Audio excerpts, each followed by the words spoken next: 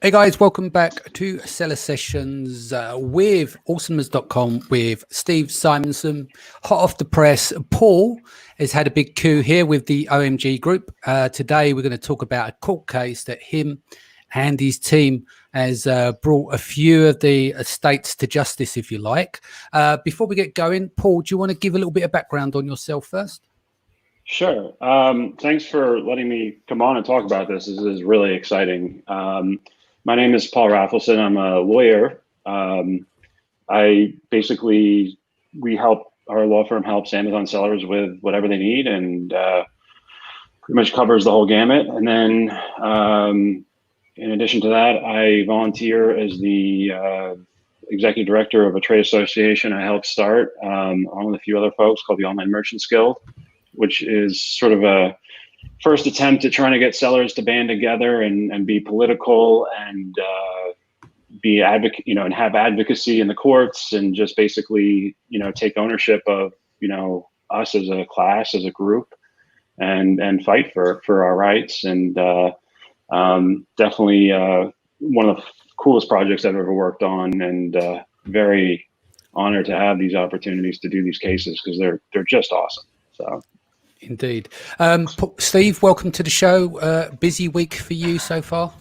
Yes. Well, as always, it's fun to carve out some time, but there's very little of it to carve out these days, and it takes quite a big chisel, I suppose, to get that carved out. But I'm thrilled to learn about more about this case, or at least the outcome of the case. I was aware of the case before, and have always been an advocate of Paul's, and I can't wait to voir dire the witness about these findings in the spirit of my cousin Vinny. So yeah, it's actually a very, very important thing for sellers to pay attention to. This is the kind of thing that makes entrepreneurs kind of roll their eyes, or they're just they get headaches when they learn or see these things. But instead of them just kind of going, well, I'm going to bury my head in the sand, you can see there's actually a way that they can be involved, and they can actually make a difference if they get involved with the OMG. So there you go. Yeah, I mean, I don't want the title to be misleading anyway. We're talking about price gouging. Price gouging is seen as a negative connotation, right? We do know that, but there's what I'm trying to understand from the 27-page document that you've sent me, which I'm on page 13 on. Yeah, is probably best if you set the backstory, and then Steve can start peppering you with questions as well, because I think it's important that when you think of price gouging, and I react the same as well, is that you don't always know what's behind it and what these officials are doing and what they consider as price gouging and how that affects sellers. So do you want to set the tone for the story?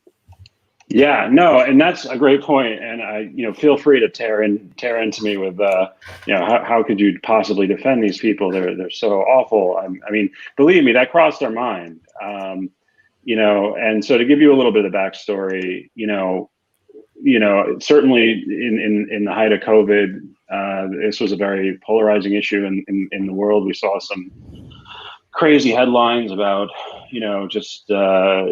people selling toilet paper for $700 on Amazon, and all of a sudden, just a slew of people were getting suspended online. And so, my law partner, Jeff Schick, who runs the suspension practice at our Seller Basics thing, basically was helping out sellers dealing with the suspensions. And shortly after that started to flood his life, he was starting to contact me because suddenly a lot of his clients were getting subpoenas or civil investigative demands, depending on the state. So, now not only is Amazon sort of coming after you, you have basically the government saying, hey, you did something wrong, you broke the law. Most cases it was civil. One case I had to deal with was a criminal case in Florida. So immediately I just start looking at this from sort of a constitutional law perspective and just from a pragmatic perspective, and just thinking about hey, who's really responsible here? What did these people do? And just, it kind of really started to irk me because much like sales tax, an issue that many of you who've seen me before know I'm very passionate about, and we'll be getting to that very soon. That's not done. Know that, here's another case like sales tax where, I think Amazon had a lot to do with the price gouging. I think that Amazon's role in this sort of price gouging scenario, whether it was, failing to turn off the automatic repricers that caused a lot of these prices to get out of control, whether, refusing to take action when somebody put $700 toilet paper in your store and you let that actually publish and create a panic in the national economy. And then to sort of blame, these small, sometimes unsophisticated. I mean, retail, a lot of these people were in the what we call the retail arbitrage space, which in the US is where you can buy stuff in physical retail stores and flip it online for more. Something I used to do. I paid for law school doing this. And it's oftentimes a gateway into Amazon. It's a gateway into private label, right? You learn Amazon, you learn how to sell, you learn Seller Central, you do the retail arbitrage. It's a very low risk, low cost of entry, low barrier to entry way to get into Amazon. And from there, people will maybe progress into wholesale and then, onto private label or just creating their own product entirely. So it's a very powerful tool. It's a tool that's brought a lot of our clients out of poverty. But it's kind of not really well understood.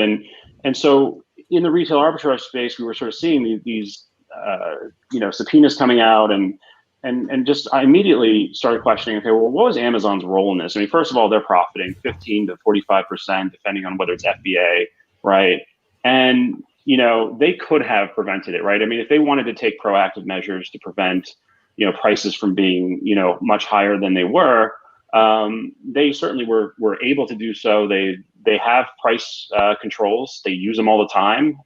We actually have a price fixing case against, not our firm, but another firm has a price fixing case against Amazon for using it.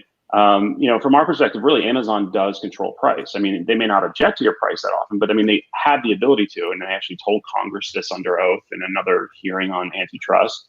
So, I sort of question, why is the government sort of giving Amazon a pass when they were sort of this sophisticated, the largest e-commerce company in the world, one of the largest companies in the world, right? They could have easily seen what was coming. They obviously did, and they could have taken, steps if they wanted to prevent, the prices from getting out of control. And what happens when the prices get out of control? So if somebody's sitting at home and they see hand sanitizers going for $10 a bottle, but you can buy it on clearance at the Office Depot next door for $1 from back to school because it's still left over, you go out and get it because that's what your app is telling you, right? When you do retail arbitrage, a lot of times you have apps like Keepa, or you're just looking at the Amazon website and you're seeing, okay, wow, if you scan this, right? Amazon's designed for this, right? You scan stuff in the store and then you see what it sells for online and you're like, okay, I'm going to sell that. So, Amazon's sort of broadcasting and signaling to these people, hey, get as much of this stuff as you can because you're going to sell it for $10, right? We've already legitimately proven, because we have all the sales data we're dumping on you, that this has happened X hundred of times. So go get as much of this you can for us. So sort of be like the Uber supplier, right? Like you're sort of supplier on demand, right? Go get this and then you'll sell it. And then of course, when the shit hit the fan, for lack of a better word, what does Amazon do? They start ratting out the sellers. So, the states are saying, okay, and the states have no interest in prosecuting or enforcing this against Amazon. They all partner with Amazon and they say, oh, well, tell us who your sellers are and we'll go after them for price gouging.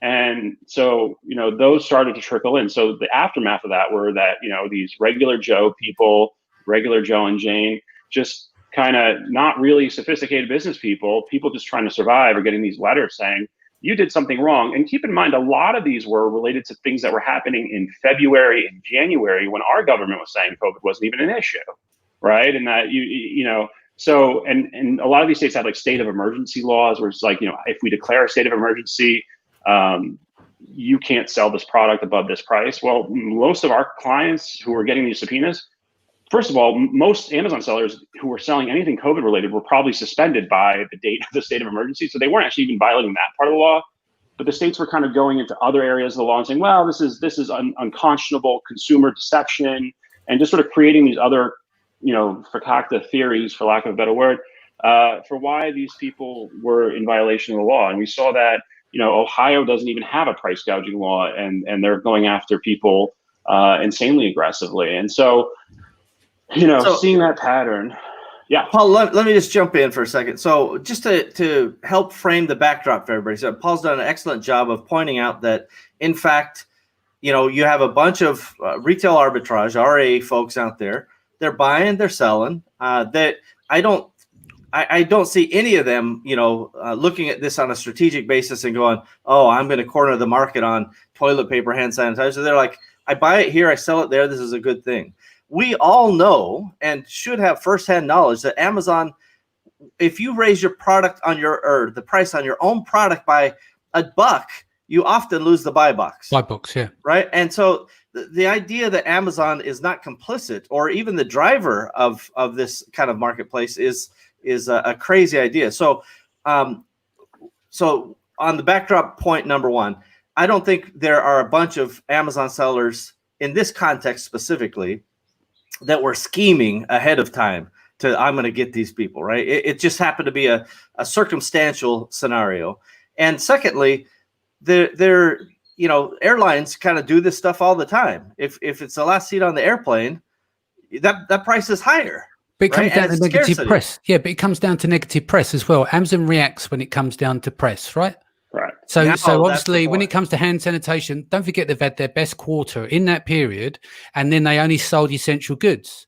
So ultimately they don't want to cook the goose. To get away with a bad press, they've gone, okay, then you can go after these sellers. We still need to sell essential goods. I'm not saying that's the right way or that is what happened, but let's look at it logically.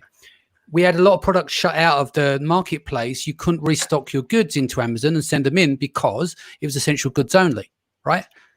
That's right, exactly right. And that's, they reacted over time like everybody else, just figuring out the data points and going, you know what, we don't have enough people to ship, this, as Paul termed it, the bejeweled avocado slicer, no less. And so we're going to put that on pause. Even a Prime is a 30-day shipment, and we're going to sell the essential items and prioritize those. So all this data was coming in live. I think that's the contextual point that I think Paul was talking about earlier. You don't know what you don't know. Yeah, and I think we shouldn't miss the point as well, is that when you set the price, that doesn't, when you've set the price and you move it up and down, that's when the algorithm tends to kick in. But there's still the opportunity for when you list for the first time to set at a higher price. So we've got to take that into consideration. I only agree to an extent.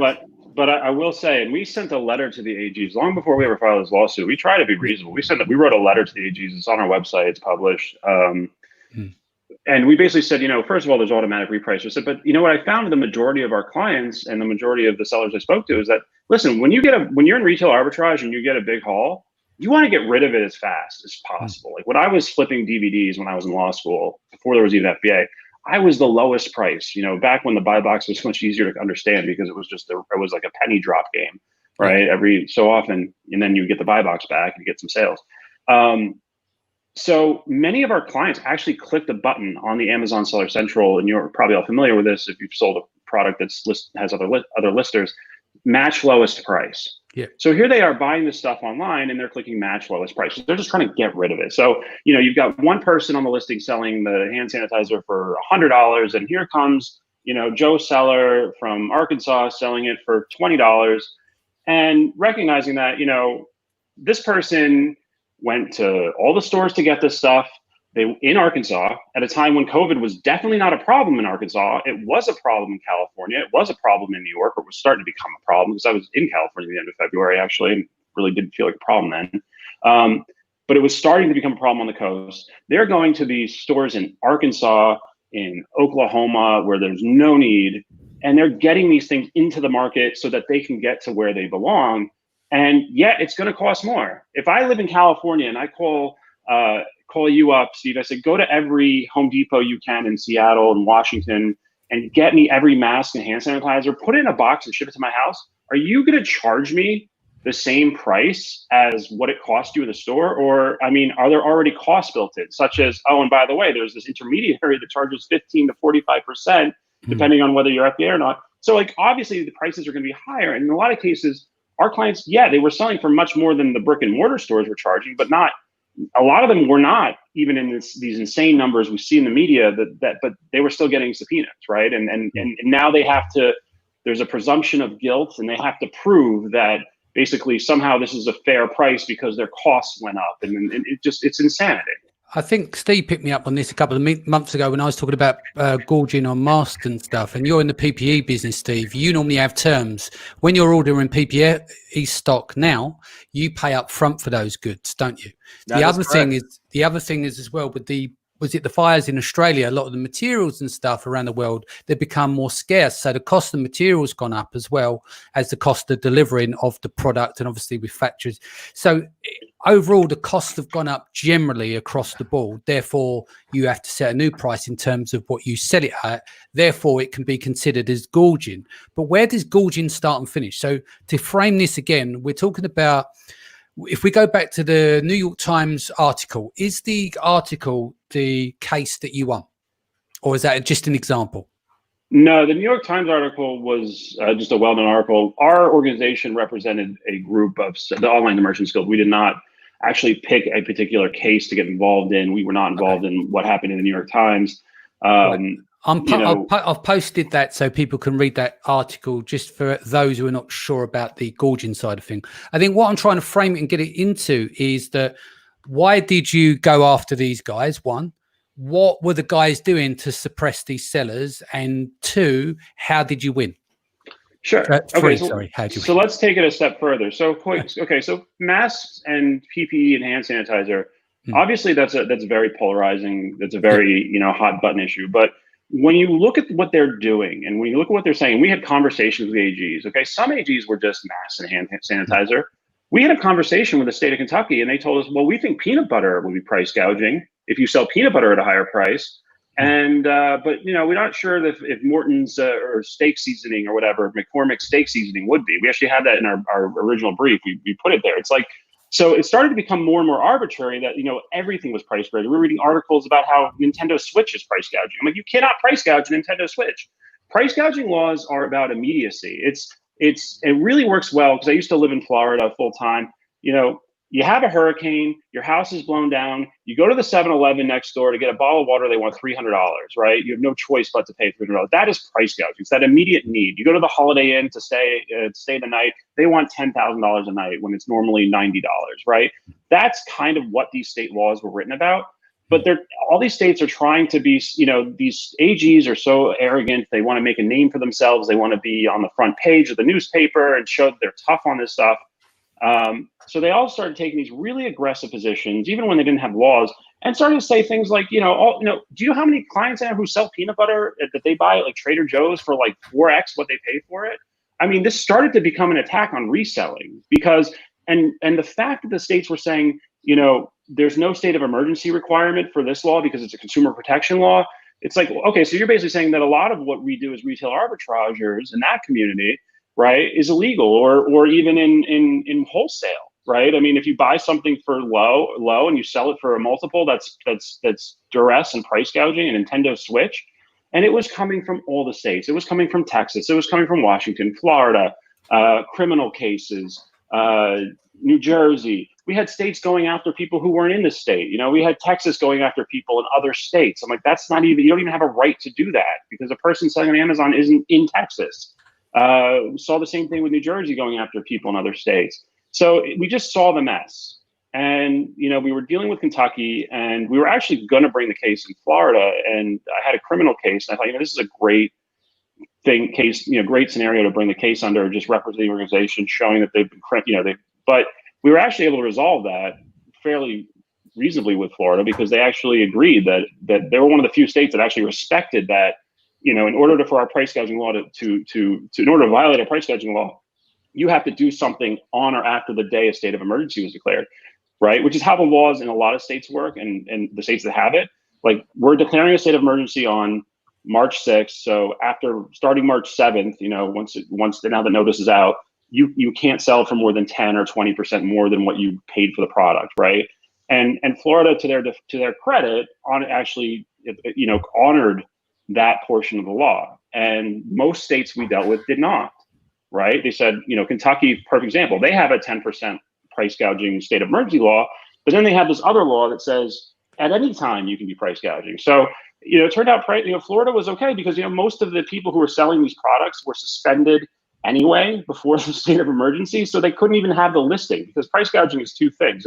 it's offering for sale. So just putting the listing out there in theory can be price gouging, even if nobody buys it, right? Like if I put a sign up in front of my store and say, you know, water $300 after a hurricane and there's a state of emergency, just offering the water at that price is a violation of law. So you don't actually need to sell it to anyone. And then there's the actual sale of it.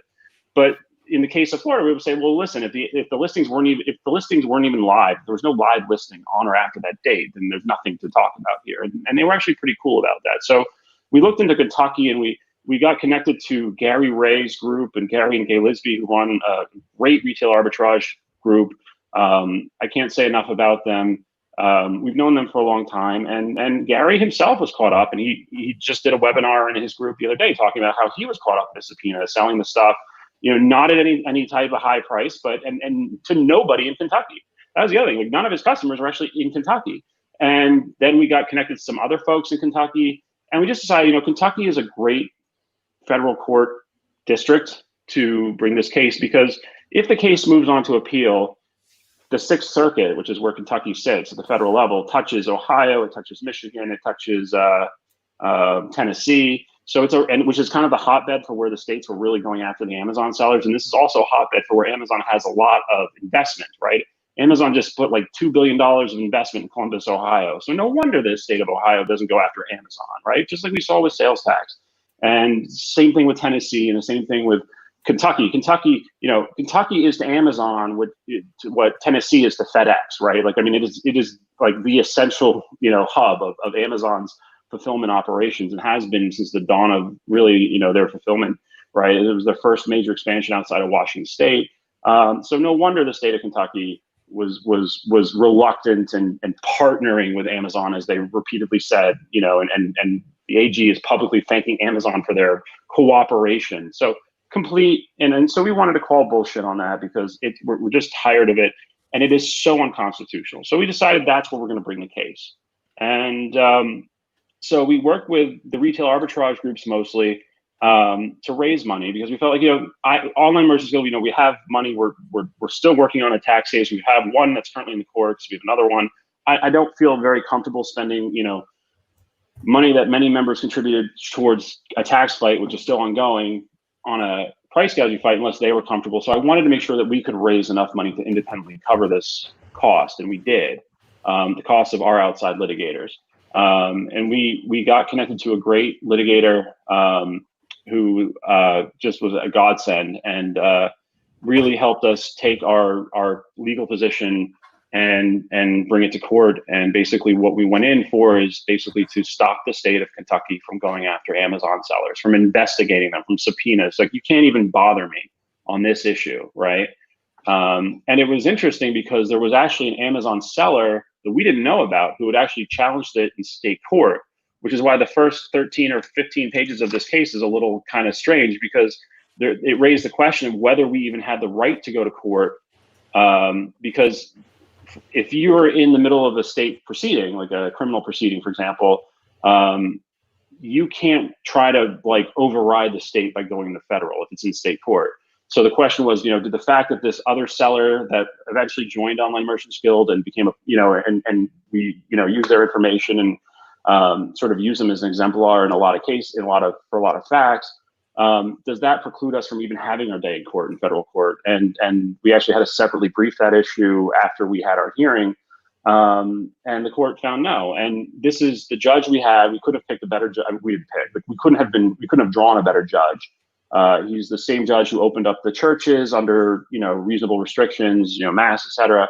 And he's a big believer in the Constitution of the United States, which is cool because that's what we needed. And you know, and so in fact, in the brief, I sort of made the point. I said this would be like, you know, the state of Kentucky investigating a group of churchgoers for one church, and then saying because they're investigating one group of one church, every other person who wants to go to church in a different church has to wait until that investigation is complete before they can have their First Amendment right to go to church. So I think it resonated, but he clearly understood the legal issues that, you know, being an Amazon seller presents, in terms of it's just impossible to comply with these laws. And the fundamental theory of the case, you know, was a couple things. There was a First Amendment right, like I have the right to advertise a price nationally, right? I mean, if I put a price of my product on a Super Bowl advertisement and that price is illegal in 2 out of 48 states, those 2 states can't go after me. This is a Super Bowl ad. It's a national advertisement, right? Like, it's a First Amendment right. Doesn't mean I have to sell the product to that state, but I truly have the right to put it through a national platform. And that's what Amazon is. But the main argument, the one the judge focused on, that he thought, this was just the easiest one, and the one we wanted him to address, frankly. The other arguments were there, but really this is the one that was this idea that, on Amazon, you can't set a price on a state-by-state basis, right? Like, I can't set a Kentucky price, I can't set a Tennessee price, I can't set a New York price. So what happens is, and why this is illegal and why this violates our constitutional law, is that if I am a Kentucky-based seller and I have to comply with Kentucky's price gouging law, right? Kentucky is now restricting me from selling my product at what could be a fair price in another state. So, another way to put it, let's say you're in Florida, let's take it out of Kentucky, and there's a big hurricane, and Florida says, you can't sell this hammer for $20. That's price gouging, okay? But you know what? $20 might be a fine price on Amazon. People pay more for stuff on Amazon. We know that. Otherwise, there wouldn't be retail arbitrage. People pay way more for stuff on Amazon. It's good for us, right? They want that convenience. But let's say that $20 hammer is like what you've been selling for, or is just a legal market price in New York and 49 other states that have no hurricane, have no problem, right? So are you going to tell me that this Florida law is going to restrict my ability to put this hammer into the US market and sell it in 49 other states? Or that I have to sell it at this specific price that Florida tells me, or else I'm violating Florida law? Even if I'm trying to reach people outside of Florida, that violates a constitutional principle called extraterritoriality. That means the state's law is now regulating commerce outside of its borders. And for that reason, they were out, to borrow from Shark Tank. So that's good. They're out. So I first of all want to just zone in on a couple key issues. It's the crazy outlier story that you get about the guy who drove around, collecting all the sanitizer. He bought it for $3 and he's selling it for $70. I saw that in some article. I don't know if it's this New York Times one or not, but that, whether or not that's fair or right or wrong is really not the point. That story gets press, and then you get some outrage from politicians, which often have no idea really what they're talking about. We see that routinely when you watch the Facebook testimony and so forth. So they don't know what they're talking about, but they know they can get headlines. Paul talked about this earlier. Danny pointed out that it's all about the press. Amazon doesn't want the bad press. Politicians love to stir the pot. Really, they get their most face time, and that's really all they measure is face time. And they get to take the high road, and we're not going to let our people, blah, blah, blah. And it's like, why don't you guys just shut up, get off the stage, and let the market do its job? People won't buy a $50, piece of sanitizer, unit of sanitizer if they don't need it or if they don't want it. And in my view, I'm much more of a free market guy. It doesn't matter what you think it should cost, because the cost, and I'll give you guys a quick example in the mask business. So I didn't ever expect to be in this stupid business, but in December, so I bought a company that had been in PPE for a long time. And in December, the raw materials cost for this stuff that you make masks out of was $2,800 per ton. So $2,800 per ton. So the masks that come out of that raw material are priced at X. By April, that same material was $86,000 per ton. And by the way, the other components in there didn't go down in price. The machinery to make the stuff went up by 10x. The air freight went up by 5 to 20x. Right, every component. So for somebody to say, and this is a possibility to say, well, gosh, I could buy these masks in December for a nickel each, and you want $1 each, is like, that has no bearing on my actual margin or anyone's margin for that matter. And that's the point: is the market is doing what it does, and no politician, no state, no. Now I recognize the hurricane situation. There's a special time, right? If you have the only gas in town, and yesterday, based on the cost you got from last week, you were charging $2 a gallon, and the day after the hurricane, you're charging $10 a gallon. There's a legit beef to at least say maybe that's not a great thing for the community, right? That's for those legal minds to sort out. But the guy who bought the gas the next week after the hurricane screwed up the entire pipeline or whatever, somebody went to war. All of that is different, and the market is different. And my my saluting Paul and the OMG group and the folks who took the time to put in some dough to help fund this thing. Kudos to you guys on standing up for the individual. That's to me, that's the point of this thing. It's the big guys, government, Amazon, etc., the press even, they go, you know what, we can just kick away these little guys, because what are they going to do, right? We get to have all the benefits of press and blah, blah, blah, and the profit. By the way, Amazon, I don't think they refunded any of their commissions on any of those sales. Nope. Yeah, so they get all the benefits and they get none of the downside. It's the little fella that gets the thumb on them. And so thank you for standing up for the little folks like me. Which brings me to my questions. What does the little folks get now? You've got this landmark award, basically, for what you guys have achieved, right? I think, a bit of a Paul landmark. said he was going to send each of us $1 million. Paul, I'll let you say it. Yeah, no, yeah, the money, it's not a money case. We'll definitely try to recoup our attorney's fees from the government. I mean, this is a civil right. I mean, this is actually a civil rights case. This is classified as a civil rights case. And so there's an opportunity for OMG members to get the money back into the organization, which would be a great win for us, and something we'll certainly be pursuing. And we applied in our pleadings that we should be. This is a constitutional restriction, but I just want to echo what Steve said. I mean, that's exactly right. I mean, we could have gone a different route. We could have, challenged the entire price gouging regime as to whether these are vague and hard to comply with. But we really just wanted to kind of highlight the fact that, Amazon is a very sophisticated player in e-commerce, to put it very lightly, right? I mean, they were in a position, and in many ways, I feel that our members were, misled. They were, again, the automatic repricers, just the notion that this is the low price. There's an argument that Amazon is the price, right? You say, well, what is price gouging? Well, how can it be price gouging if Amazon sort of creates a national market price, right? It still sort of becomes that is the national market price. But to the extent that there is legal right to control price gouging, we just think that enforcement falls on Amazon. And that's exactly what the judge said. He just said, listen, you can still go after Amazon. You could still make Amazon come up with clear rules or better methods, right? I mean, Amazon is perfectly capable of complying with state law. Now, if there's a further legal challenge to this case to say that, these laws are just like you said, they violate free market principles, they're overbroad, Amazon can bring that case. They can spend the money and defend themselves, right? But what Amazon did instead, which I thought was really scummy, was they basically set these people up. All the data was coming through to these people on their iPhones saying, go here, get this product, send it in or list it on our website, and here's the money you're going to make because we're showing you this has been sold 400 times at this price. And like I said, many of our members were choosing the lowest price, which may still be higher than the price that they pay at the store. But you know what?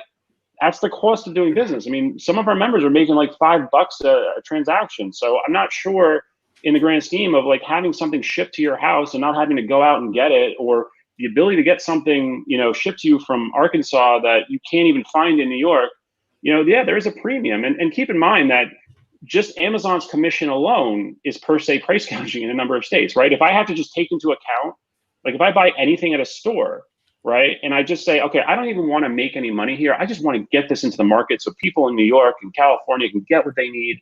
I'm a good Samaritan. I'll even cover my own gas costs. I'll cover my whatever, I just don't want to be out of pocket anything, right? Like any material thing. So on a per unit basis. So I'm going to put this mask that I paid, $5 for a pack of 10, and I'm going to put it up on Amazon. By default, the moment you list it on Amazon for a break-even price, you're already price gouging, because just to take into account their commission, right, you're already over the threshold in a number of states of what they consider price gouging. So, I mean, the whole system, it was all bullshit, pardon my language. And it was just the government saying, okay, here are these weak individual people, these small little businesses that we can make examples of and look like, we're earning our pay as government enforcers, right? These AGs. And let me just tell you how smug these AGs were. I wrote a letter.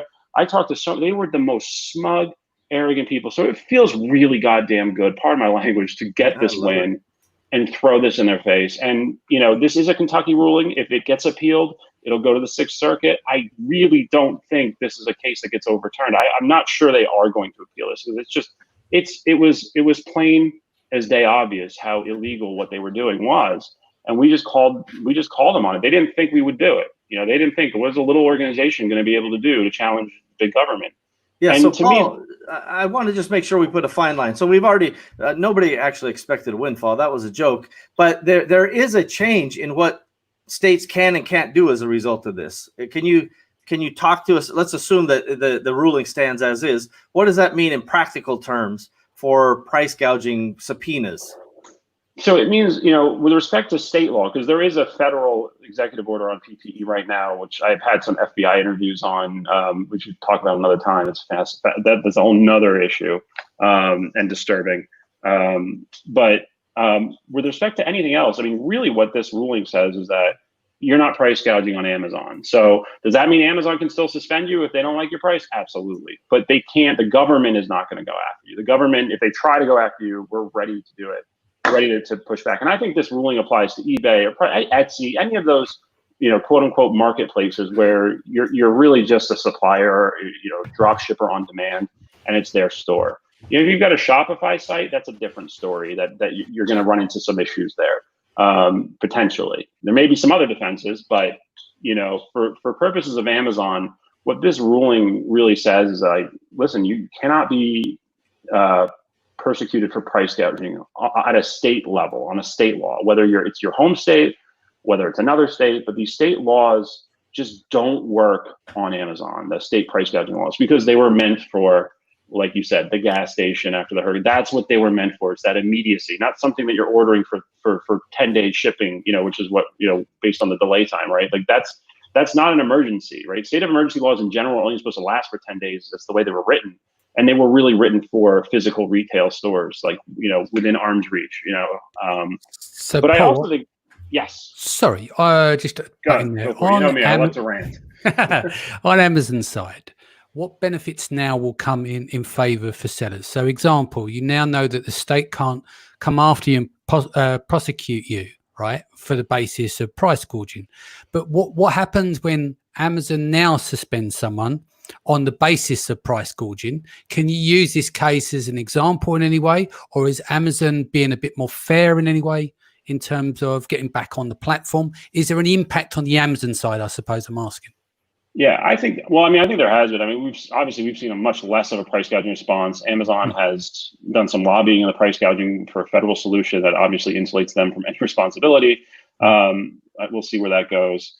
But I think, Amazon has recognized, I think, whether they, I know the states certainly shared our memo with Amazon. The states are all working very closely with Amazon on this. In fact, one of the Kentucky cases was really funny that they wouldn't even disclose the information Amazon gave them, which is really, really odd. Yeah, it was like you can't get discovery on what Amazon gave over. Right, like the state couldn't make a prima facie just allegation because they wouldn't provide an ounce of evidence. They just said we have it, and then they asked for a in-camera review of the evidence. That means the judge gets to see it and the lawyer doesn't. The opposing counsel's lawyer does not, which is maybe in a mafia case, like, or in a giant RICO case. Right. Yeah. How many people you whacked today, Paul? This is an outrage. I know you're going after people. Exactly. The request list for Amazon data that could easily be redacted if there's personal information. I mean, it was like, I don't think so. I mean, Amazon's not going anywhere. Okay, they're not going to go hide in Mexico for the rest of their life, right? They're a big corporation. So it's kind of a joke. Another question for you then is, from here on out, if one of these states do, are they completely blocked from doing so? Will they chance their arm?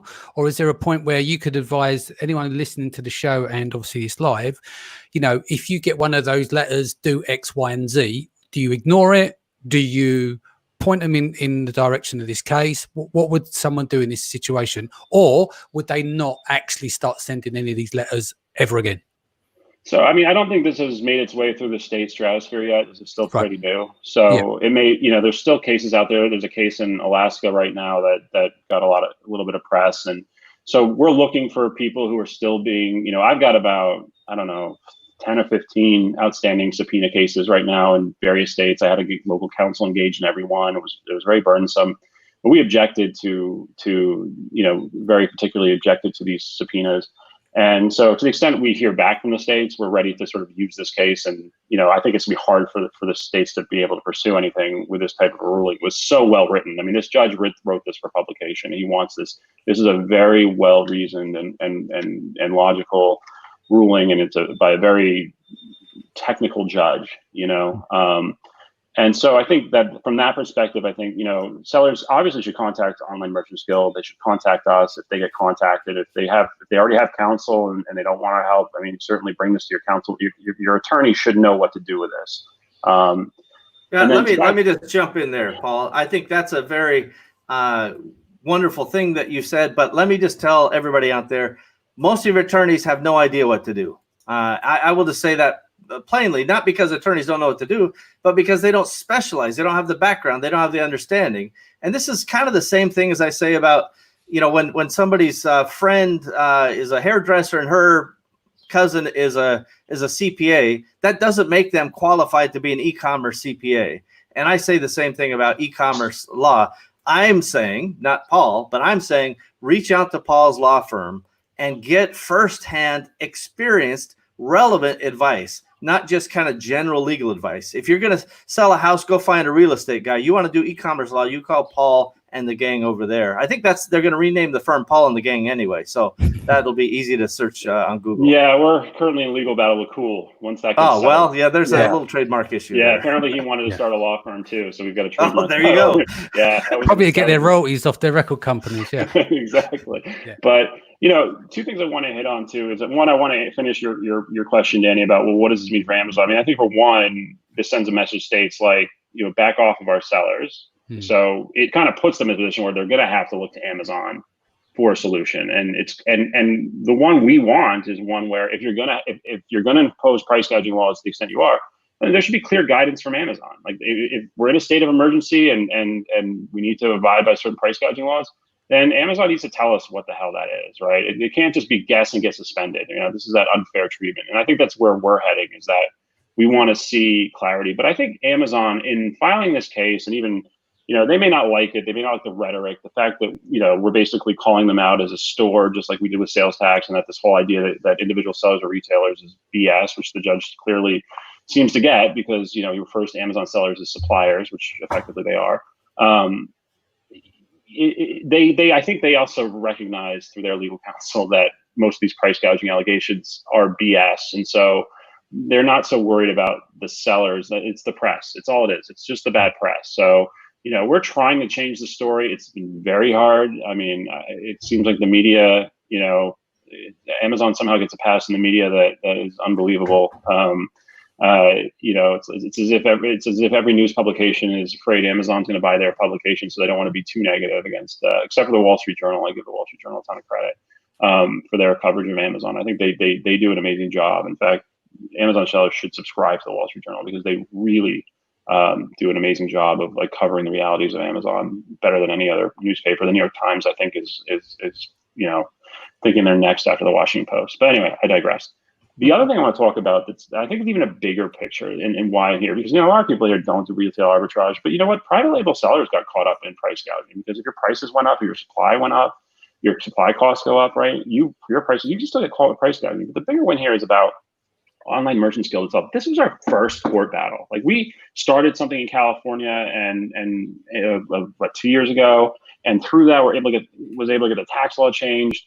But that was through legislative, right? The case never went through. We have another case in California where we're suing Amazon, we're suing the state of California and sort of Amazon at the same time to recover the back taxes that they're claiming the sellers owe. That's taking forever, and there may be something coming online soon to sort of address the back tax issue for the sellers who are still getting back taxes threats. But the bigger issue here is this is what Online Merchants Guild was about. This is why we created it, right? This is advocacy. This is a whole class of people getting totally screwed by the government, by a company, and being able to band together and get a fucking awesome result. Pardon my language.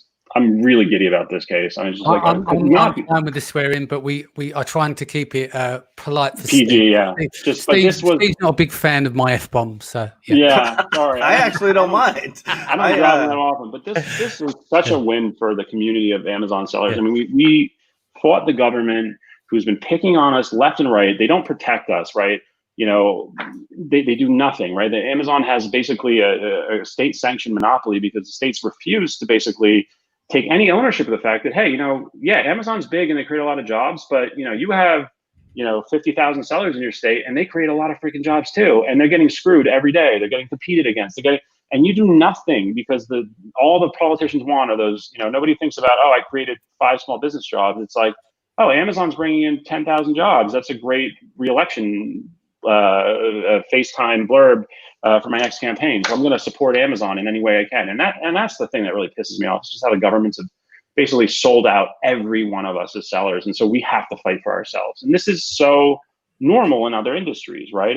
If something is bad for the beverage industry, like Coke and Pepsi, they're all going to band together, right? I mean, they're not always enemies. There's certain issues. It's like, wow, this is really bad. This law that the state is passing, like the sugar tax, is really bad for our industry. They're going to band together. They're going to challenge it. They're going to file court cases. They're going to go for legislative to tackle legislation. They'll get their scientists in their pocket to say this is the right thing to do. And I'm not saying they're the ethical ones. I'm just saying, but the principle of trade association in terms of like, okay, finding where we have common ground. Like, we're not an organization. I say this over and over again. It's like, all I'm not an organization. We're not like those other organizations that are out there that are going to teach you how to be better on Amazon. They're going to teach you. We're just out there protecting that window of opportunity that Amazon has, that the Amazon marketplace, the e-commerce marketplace has created, and we just want to protect it. And that we're just making sure the window stays open. But we're not going to teach you how to be awesome on Amazon or on Shopify or any of those things. But we just want to make sure you have that opportunity to be awesome, if that makes sense. So that's how we sort of can live. You want to give people a level playing field to operate without. Yeah, we don't want to get in the right. We don't want to get in the way of like those, people out there who can actually like help you grow and teach you how to be. That's like we want to partner with those people because we're just trying to say like, listen, you've got skin in the game. And I've always appreciated Steve. I've always appreciated you for this because you recognize that. It's like, hey, like, I'm not here to like take your members away or take your, we're just like, this is something at a higher level about the playing field and just making sure that it's good for all of us and we all benefit from that mutually. And the more we can do this advocacy, the more we can lobby at the federal level, the more we can sort of change the dialogue.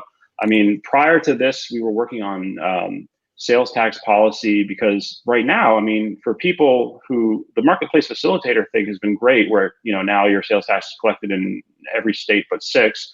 The problem is now is like nobody wants to start a Shopify company. Nobody wants to be a $5 million seller on Shopify because if you talk to a $5 million seller on Shopify who's dealt with sales tax, I'll tell you, I hate life. I spend, over 6 figures on sales tax compliance. I have a whole team of tax people now. And it's like a $6 million shot. It's not, you're not making that much money. There's a gentleman by the name of Brad, it's Halstead Bede. They wrote a great article. He's a multi-million-dollar Shopify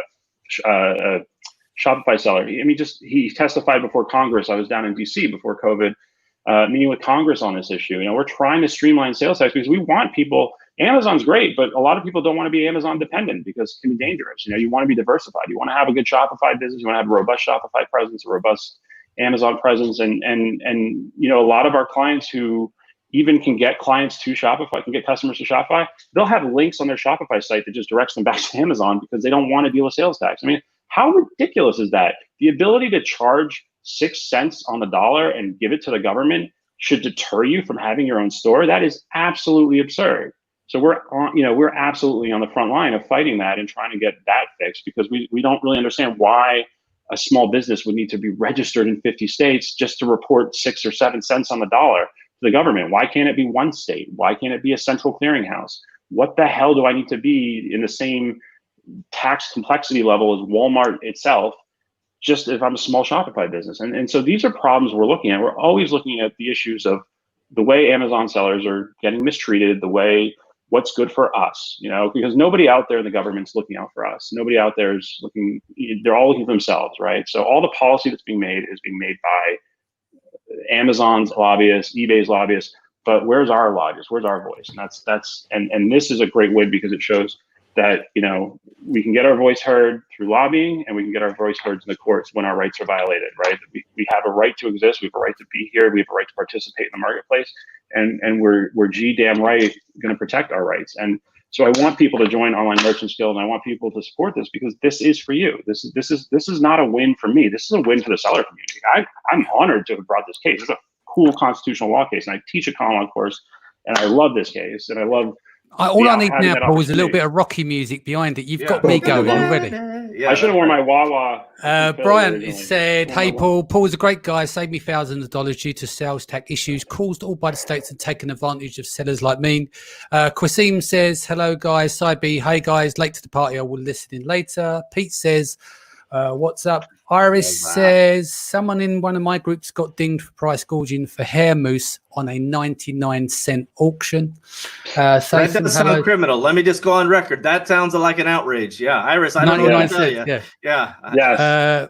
Big shout to Terry the Fee, Miguel, Aaron Biner is back, Tom Bott's here, Kat is here, Giselle is here, Nanette is here, Iris, Gloria, Juan is back. Good morning, Tiff. And Ryan Baha is here as well. Before we wrap on the show, let me ask you this, unless Steve's got some questions, of course. Predictions, Paul, what do you want to see happen in terms of legislation in the next 18 months, be it sales tax versus what's going on here with the gouging in terms of protecting Amazon sellers? I just want to see, I don't know if I mean, I'd love to see sales tax legislation. And I know that there's been a movement, but there's also been a reluctance in Congress to do anything because they don't really understand it. So, it'll be interesting to see what happens in the election and who's remaining. I'm surprised by the fact that Congress, certain Congress people and especially in the House Judiciary Committee don't feel that there's an important need to move this stuff on. But I just want to see more and more. What I really want to see is something that we saw in California called AB 1790, which was a seller protection bill. And it's not a great law. It's not a terrible law. It just wasn't complete. And we lobbied really hard to get something passed. We worked with the Assemblywoman to get it passed. And I'm happy that it got passed because that's a foot in the door. That's a recognition, right? That's a state recognizing that, ironically, it's California, but recognize that sellers have rights. And so, for people who get 72-hour notices for suspensions now, I mean, you do have us to thank. I mean, you have the Online Merchants Guild, not me personally, but you have that because that is a result of that law that came through AB 1790 that, and so I just want to see more of a trend either at the state or federal level of seller protection. I just want to see that recognition. I want the world to wake up and recognize that Amazon is really just like, that they're behind Amazon. There are these small businesses that are just getting screwed over day in, day out by Amazon. And not just by Amazon, by brands that are, trying to use anti-competitive means to kick people off. And it's just, there's a whole lot of crap going down in the law that's really just needs, and we just need to recognize the rights of the Amazon sellers to make a living. Because this is an amazing platform. This is a platform that transforms people. This is a platform that makes people self-reliant. This is a platform that has time and time again taken people out of poverty. I have seen those stories. They are heartwarming, and heartbreaking too, because of what happened before, and like, why aren't we encouraging this? Why are we encouraging a self-reliant economy? Why aren't we encouraging more people to be it's exactly what it seems we want. It's exactly what I thought America stands for, but yet the government is not. I don't blame the people at the federal level for not taking action for a lack of want. I think they just don't get it because they're just out of touch with reality. They don't even know.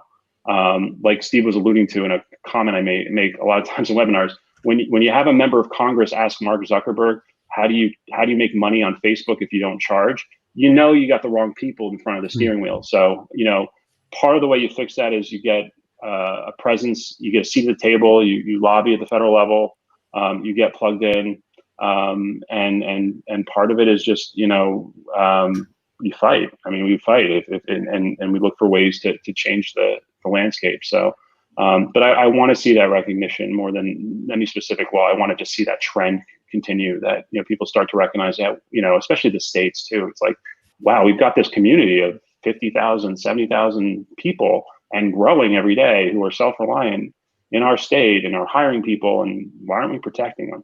I'll tell you one interesting issue that's totally kind of an interesting thing for me from a common law perspective that I think you'll appreciate. The VA, these virtual assistants, not from the Philippines per se, or just the ability to hire people from home. I mean, traditional state law would basically say, like, you're going to have all these tax requirements the moment I hire so if I hire somebody in Rhode Island to work for me, now all of a sudden my company is in Rhode Island, even though if I've never met them, I'm just hiring them. Even Fiverr, like that company could potentially create, problems for me. So I could hire 10 people who all work from their home through Fiverr, and I could theoretically have 10 states coming after me for all sorts of taxes and regulatory compliance fees. I think that's got to get addressed, because I think, we want people, the work at home economy is here. And I think the states are, again, out of touch with just the way the world works. And I think, how can you start a business today if you're like, oh, I want to get some help from this platform that lets me hire people from anywhere in the country, and it opens up the job market nationally. We're no longer, you don't have to live in New York City to make a New York City salary. You can live, and that's what Amazon's proven, right? You can live anywhere in the country or the world to do that. And that's the beauty of self-reliant business. But these state government regulations, these old-fashioned, old fogey laws are going to kill this environment if we don't do something about it and start saying, like, hey, this needs to be protected, because why the hell should I be subject to 10 different state regulations and laws because I just wanted to hire 10 people off of Fiverr to do a project for me? I mean, it's crazy. So I'll tell you that is something that I'm super interested in and want to potentially challenge, because we all rely on people from elsewhere. We all get help from elsewhere. So, Steve, do you have any final thoughts here? No, I think the reality is, we're lucky that Paul takes an interest in this stuff. As I've always said, he's kind of a major league hitter, and to have him be so passionate and care about sellers the way he does is something that we should be thankful for and also recognize him for. Yeah. Secondly, we should pay attention that these issues are not going away, right? And they don't go away on their own either. Right. Yeah. Every time you get a break or some law breaks in your favor, don't assume that was just some politician doing the right thing. These guys don't know left from right. Honestly, they have, in general, I don't know the purpose that they are performing while they're there, except that they ultimately make the laws. Right. And I'm not a politician, so they don't respect business people. That's clear based on what they do to us. And so maybe I'm biased. Well, I'm clearly biased. Let me say that. But the point is, this stuff is not stuck in neutral. There's things changing all the time. So whether it's the price gouging, whether it's the sales tax and California continue to come after you, whether it's the fact that California basically just said all Uber and Lyft drivers are employees. Oh my God, yeah. All of that trickles right down to us. And please make sure that this stuff may not interest entrepreneurs. You may not even think it applies. And you're like, well, I'm just a small guy. But this case that Paul just talked about is a clear example of the big guys going after the little guys. This is David and Goliath in every possible way. Make sure you pay some attention to this. And, in my view, you should be a member of the Online Merchants Guild, and that way you stay plugged in. And the one thing I'd like to add as well, basically, and I've said this to you, Steve, is like I always say, judge me by my actions, not by my words. And I always look to the actions behind the words of people.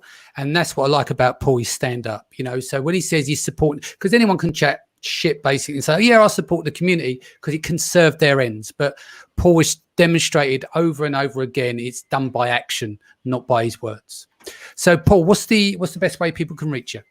Sure. So Paul at sellerbasics.com, Paul at ecommaturities.com, or Paul at onlinemerchantsguild.org, depending on what you want to talk about. If you got legal questions, if you want to know, I don't know if I can plug Seller Basics a little bit, but it's a great program. It's you'll like this too. $99 a month, and basically you get to talk to a lawyer whenever you want. You get questions: should I be an LLC, or is my operating agreement good, or this letter just came in the mail and you want to talk to me or Jeff? It's included in the $99 a month fee, 15-minute consult. And then with the sellerbasics.com membership, you also get discounts. So when a lot of people were paying like thousands and thousands of dollars for price gouging suspensions, we were charging $750 for a full account suspension, which is very, very, very low compared, especially since we actually work on these. Like our lawyers work. Like we don't offshore this to paralegals. We take these seriously. But even better than that, and then we have a lot of our stuff is discounted basically when you're a member of Seller Basics at $99 a month. But actually the coolest thing is because we kind of built this on like an insurance/discount plan for Amazon services, for what Amazon sellers would need. We actually decided to borrow the vanishing deductible concept. So if you're a member of Seller Basics for a year, $99 a month, after the first year, as long as you maintain your membership, your next suspension is completely free. So it's like a vanishing deductible. And that means, and when we say suspension, it's not one POA, it's whatever it takes that we can do. If it's within our power to do it, we're going to do that thing. It's 3 revisions and an email to Jeff Bezos, a letter to Amazon Legal, mail UPS. Like we do it all. We don't say, okay, it's gonna be this much, and then, oh, that didn't work, so we need you to pay us more, and then you're gonna do this, and oh, now we need to email Jeff, that's gonna be this, and it's out. No, it's one fee, and then we basically spread that risk internally and say, okay, well, some cases are gonna go easy, some cases are gonna go hard, but we're okay with that. And so we have that thing. So check out sellerbasics.com. It's a new program that we just launched right before COVID, but actually it's been doing great. We've got a lot of members, and I love the opportunity to talk to new sellers, talk to sellers who've been in the game for a while, just for 15 minutes, sometimes just to check up. You'd be surprised what you can learn. It's a worthwhile program. So check it out. Well, look, we're going to wrap there. I've got 14 seconds because I want to upload this tomorrow without doing any edits. So we're going to sign off now. I'll see you Sunday. Steve, I'll see you next week. Paul, thanks again for your time. See you guys soon. Thank you, guys. Thanks, everybody.